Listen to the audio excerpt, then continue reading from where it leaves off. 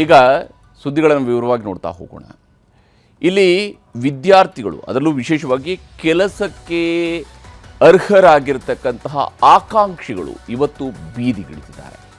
ರಾಜ್ಯ ಸರ್ಕಾರ ನೇಮಕಾತಿಯನ್ನು ವಿಳಂಬ ಮಾಡ್ತಾ ಇರುವಂಥ ವಿಚಾರ ಈಗ ಜೆನ್ಜಿ ಯುವಕರನ್ನು ರೊಚ್ಚಿಗೆಬ್ಬಿಸಿದೆ. ಇವತ್ತು ಪ್ರತಿಪಕ್ಷದವರು ಈ ಜೆನ್ಜಿ ಹೋರಾಟದಲ್ಲಿ ತಾವು ಸಾಥ್ ಕೊಡೋಣ, ಸರ್ಕಾರದ ಮೇಲೆ ಒತ್ತಡ ಹೇರೋಣ ಅಂತ ಹೇಳಿ ಅಲ್ಲಿಗೆ ಹೋದರೆ ಪ್ರತಿಪಕ್ಷದವರಿಗೂ ಕೂಡ ಗೋ ಬ್ಯಾಕ್ ಅಂತ ಹೇಳಿ ಬಿಸಿ ಮುಟ್ಟಿಸಿದ್ದಾರೆ.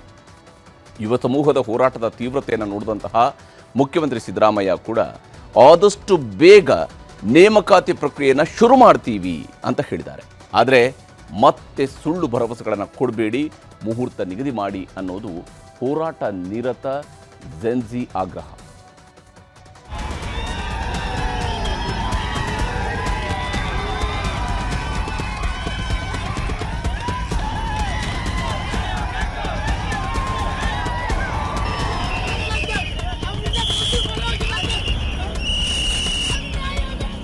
ಚುನಾವಣೆ ಅಂತ ಹೇಳ್ಬಿಟ್ಟು ಇರೋರ್ಗು ಬರೀ ಸುಳ್ಳು ಭರವಸೆನೇ ಕೊಡ್ಕೊಂತ ಸರ್ಕಾರ ಬಂದಿದೆ. ನಾವು ಕೇಳಕತ್ತಿದ್ದು ನಮ್ಗೆ ಓದಿ ಒಂದು ಬೆಲೆ ಕೊಡ್ರಿ.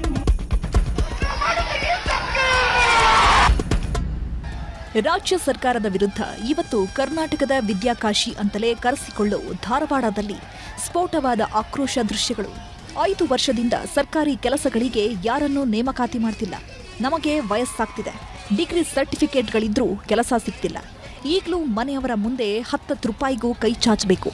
ದಯವಿಟ್ಟು ನೇಮಕಾತಿ ಶುರು ಮಾಡಿ ಅನ್ನೋದಷ್ಟೇ ಈ ಯುವಕರ ಒತ್ತಾಯ ಆಗಿತ್ತು. ಎಷ್ಟೋ ಸಲ ಮನವಿ ಮಾಡಿದ್ರು. ಶಾಸಕರು, ಮಂತ್ರಿಗಳು, ಅಧಿಕಾರಿಗಳ ಕಚೇರಿಗಳಿಗೆ ಮನೆ ಬಾಗಿಲಿಗೆ ಅಲೆದಾಡಿದ್ರೂ ಪ್ರಯೋಜನ ಆಗಲಿಲ್ಲ. ಹಾಗಾಗಿನೇ ಇವತ್ತು ಧಾರವಾಡದಲ್ಲಿ ಬೀದಿಗಿಳಿದಿದ್ರು.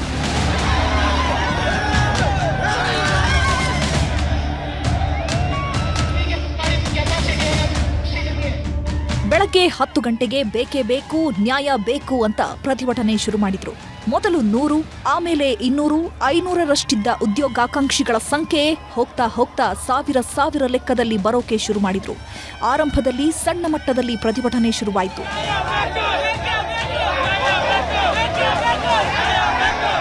ಪ್ರತಿಭಟನೆಗೆ ಕೂತಿದ್ದವರೆಲ್ಲ ಏಕಾಏಕಿ ಎದ್ದು ಧಾರವಾಡ ನಗರದಲ್ಲಿ ರ್ಯಾಲಿಗೆ ಹೊರಟರು. ಪೊಲೀಸರು ಹಾಕಿದ್ದ ಬ್ಯಾರಿಕೇಡ್ಗಳನ್ನು ತಳ್ಳಿ ಎಲ್ಲಂದರಲ್ಲಿ ನುಗ್ಗಿದ್ರು. ಕರ್ನಾಟಕದ ಜೆನ್ಜಿ ಸಮೂಹದ ಆಕ್ರೋಶ ನೋಡಿ ಪೊಲೀಸರೇ ಒಂದು ಕ್ಷಣ ಅವಕ್ಕಾಗಿ ಹೋದ್ರು.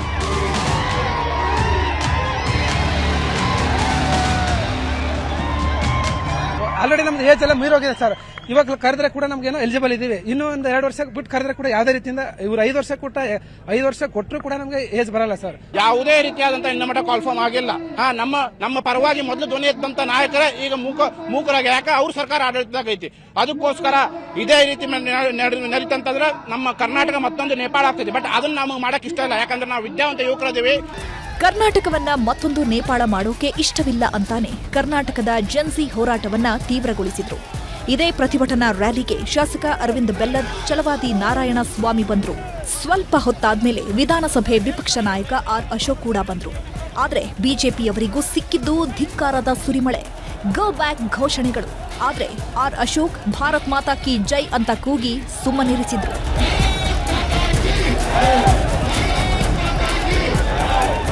ಉದ್ಯೋಗಾಕಾಂಕ್ಷಿಗಳ ಸಿಟ್ಟಿನ ಮಧ್ಯೆ ಹೆಚ್ಚು ಹೊತ್ತು ಇರೋಕೆ ಬಿಜೆಪಿಯವರ ಕೈಲೂ ಆಗ್ಲಿಲ್ಲ.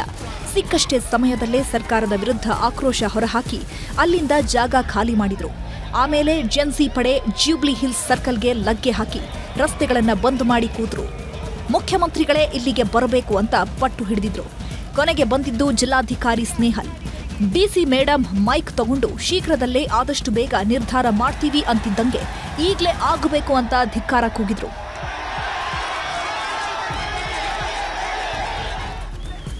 ಇನ್ನೊಂದೆಡೆ ಡಿಸಿ ಎದುರೇ ಮಹಿಳಾ ಉದ್ಯೋಗಾಕಾಂಕ್ಷಿ ಕಣ್ಣೀರು ಹಾಕಿ ನಮ್ಮ ಮನವಿನ ಕಸದ ಬುಟ್ಟಿಗೆ ಹಾಕ್ತಿದ್ದೀರಾ ಅಂತ ಸಿಟ್ಟಾದ್ರು.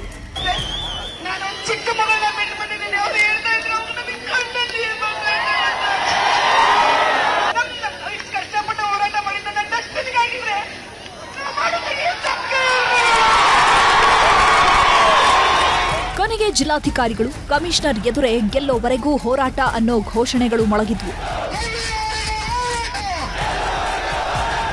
ಹೋರಾಟ ಮಾಡ್ತಿದ್ದ ಯುವ ಸಮೂಹ ಯಾರ ಮಾತಿಗೂ ಬೆಲೆ ಕೊಡಲಿಲ್ಲ. ಆಗ ಕಮಿಷನರ್ ಶಶಿಕುಮಾರ್ ಹೋರಾಟದ ನೇತೃತ್ವ ವಹಿಸಿದ್ದ ಕಾಂತರಾಜುಗೆ ಎಲ್ಲರ ಎದುರೇ ಎಚ್ಚರಿಕೆ ಕೊಟ್ರು. ಆಗ್ಲೂ ಬಗ್ಗಲಿಲ್ಲ. ಕೊನೆಗೆ ಕಮಿಷನರ್ ಸಾಕಷ್ಟು ವೈಲೆನ್ಸ್ ಮಾಡಿದ್ದೀರಾ, ಪ್ರತಿಭಟನೆಗೆ ಕೊಟ್ಟ ಸಮಯ ಮುಗ್ದಿದೆ, ನಡಿರಿ ಎದ್ದು ಅಂತ ಕಾನೂನು ಅಸ್ತ್ರ ಪ್ರಯೋಗಿಸಿದ್ರು.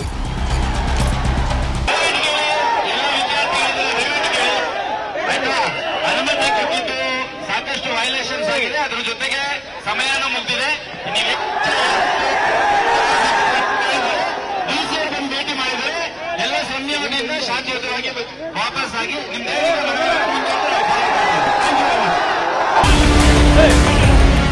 ಯಾವ ಮಾತಿಗೂ ಬಗ್ಗದೆ ರಸ್ತೆಯಲ್ಲಿ ಕುಂತವರನ್ನ ಕೊನೆಗೆ ಪೊಲೀಸರು ಬಲವಂತವಾಗಿ ವಶಕ್ಕೆ ಪಡೆದರು.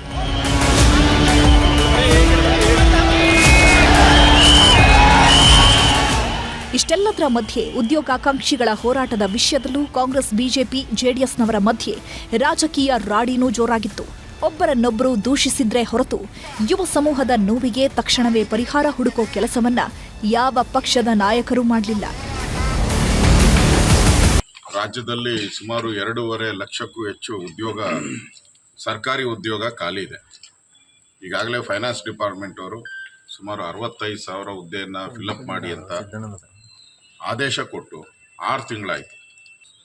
ಯಾವ ನಿರುದ್ಯೋಗಿ ಇದ್ದಾರೆ, ಈ ಸರ್ಕಾರ ಬಂದು 2.5 ವರ್ಷ ಆಗಿದೆ. ಒಬ್ಬ ನಿರುದ್ಯೋಗಿಗೆ ಉದ್ಯೋಗವನ್ನು ಕೊಡಿಲ್ಲ. ಅವ್ರ್ಯಾಕೆ ಮಾಡಲಿಲ್ಲ? ನಾವು ಮಾಡ್ತಾ ಇದ್ದೀವಿ. ಅದಕ್ಕೆ ಉದ್ಯೋಗಕ್ಕೆ ಭಾಳ ತೊಂದರೆ ಇದೆ ಅಂತಲೇ ಅವ್ರಿಗೆಲ್ಲ 3 ಸಾವಿರ ಕೊಡ್ತಾ ಇರೋದು. ಈಗೆಲ್ಲ ಕರಿತಾ ಇದ್ದೀವಿ.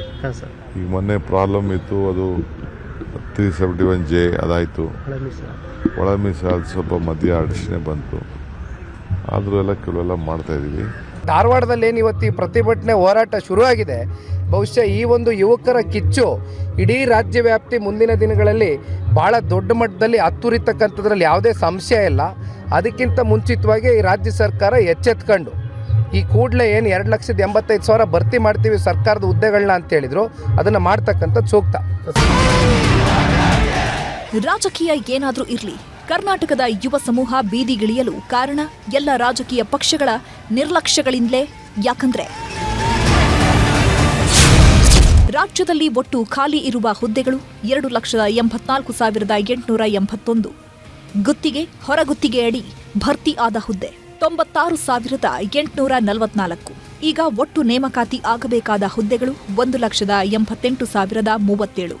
ಜನವರಿಯಲ್ಲೇ 24,300 ಹುದ್ದೆ ಭರ್ತಿಗೆ ಆರ್ಥಿಕ ಇಲಾಖೆ ಒಪ್ಪಿಗೆ ನೀಡಿದೆ. ಹಾಗೆ ಕಲ್ಯಾಣ ಕರ್ನಾಟಕದಲ್ಲಿ 32,132 ಹುದ್ದೆಗಳ ಭರ್ತಿ ಮಾಡ್ತೀವಿ ಅಂತ ಸರ್ಕಾರನೂ ಹೇಳಿದೆ. ಆದರೆ ಇದುವರೆಗೂ ನೇಮಕಾತಿ ಆಗಿರುವುದು ಬರೀ 8,157 ಹುದ್ದೆ ಮಾತ್ರ. ಉಳಿದ ನೇಮಕಾತಿಗಳು ಪ್ರಕ್ರಿಯೆಯಲ್ಲಿವೆ, ಫೈಲ್ಗಳಿಗಷ್ಟೇ ಸೀಮಿತವಾಗಿದೆ. ಅಂದ್ಹಾಗೆ ಇವತ್ತು ಧಾರವಾಡದಲ್ಲಿ ನಡೆದ ಉದ್ಯೋಗಾಕಾಂಕ್ಷಿಗಳ ಹೋರಾಟದ ತೀವ್ರತೆ ಮುಖ್ಯಮಂತ್ರಿಗಳಿಗೂ ಮುಟ್ಟಿದೆ. ಹಾಗಾಗಿನೇ ಸಿಎಂ ಎಕ್ಸ್ ಖಾತೆಯಲ್ಲಿ ಒಂದಷ್ಟು ಸಂದೇಶವನ್ನು ಕೊಟ್ಟರು. ಸರ್ಕಾರಿ ಉದ್ಯೋಗಾಕಾಂಕ್ಷಿಗಳ ಪ್ರತಿಭಟನೆಯನ್ನ ನಾನು ಗಂಭೀರವಾಗಿ ಪರಿಗಣಿಸಿದ್ದೇನೆ. ನಮ್ಮ ಅನೇಕ ಅಭ್ಯರ್ಥಿಗಳು ಅನುಭವಿಸುತ್ತಿರುವ ಆತಂಕ, ಹತಾಶೆ ಮತ್ತು ಅನಿಶ್ಚಿತತೆಯನ್ನ ಅರ್ಥ ಮಾಡಿಕೊಂಡಿದ್ದೇನೆ. ಪ್ರತಿಯೊಂದು ಅರ್ಜಿಯ ಹಿಂದೆ ಒಂದು ಕನಸು, ಒಂದು ಕುಟುಂಬದ ಭರವಸೆ, ವರ್ಷಗಳ ಕಠಿಣ ಪರಿಶ್ರಮ ನನಗೂ ಗೊತ್ತಿದೆ.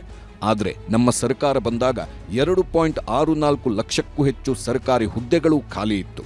2019 ಮತ್ತು 2023 ನಡುವಿನ ಸರಣಿ ನೇಮಕಾತಿ ಅಕ್ರಮಗಳು ಮತ್ತು ಭ್ರಷ್ಟಾಚಾರದ ಹಗರಣಗಳ ಪರಿಣಾಮದಿಂದ ಸಮಸ್ಯೆಯಾಗಿದೆ. ಈಗ ನೇಮಕಾತಿ ಪ್ರಕ್ರಿಯೆಯಲ್ಲಿ ವಿಶ್ವಾಸಾರ್ಹತೆ, ಪಾರದರ್ಶಕತೆ ಮತ್ತು ಸ್ಥಿರತೆಯನ್ನ ಮರುಸ್ಥಾಪಿಸುತ್ತೇವೆ. ಒಳ ಮೀಸಲಾತಿಗೆ ಸಂಬಂಧಿಸಿದ ಕಾನೂನು ಸವಾಲುಗಳಿಂದಾಗಿ ಹಲವಾರು ನೇಮಕಾತಿ ಪ್ರಕ್ರಿಯೆಗಳನ್ನು ತಾತ್ಕಾಲಿಕವಾಗಿ ನಾವು ಸ್ಥಗಿತಗೊಳಿಸಬೇಕಾಯಿತು. ಕಳೆದ 2.5 ವರ್ಷಗಳಿಂದ ವಿವಿಧ ಇಲಾಖೆಗಳಲ್ಲಿ 40,000ಕ್ಕೂ ಹೆಚ್ಚು ನೇಮಕಾತಿಗಳನ್ನು ಪೂರ್ಣಗೊಳಿಸಲಾಗಿದೆ.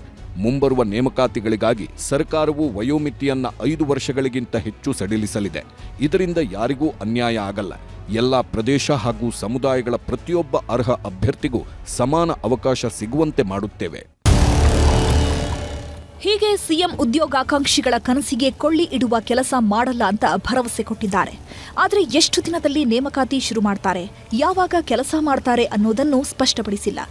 ಈ ಸಲ ಮಾರ್ಚ್ 6ರ ಬಜೆಟ್ನಲ್ಲಿ ಇದಕ್ಕೆಲ್ಲ ಉತ್ತರ ಸಿಗುವ ಆಶಾಭಾವನೆ ಕರ್ನಾಟಕದ ಜೆನ್ಸಿ ಯುವ ಸಮೂಹಕ್ಕಿದೆ. ನೋಡೋಣ ಸರ್ಕಾರ ಏನ್ ಮಾಡುತ್ತೆ ಅಂತ.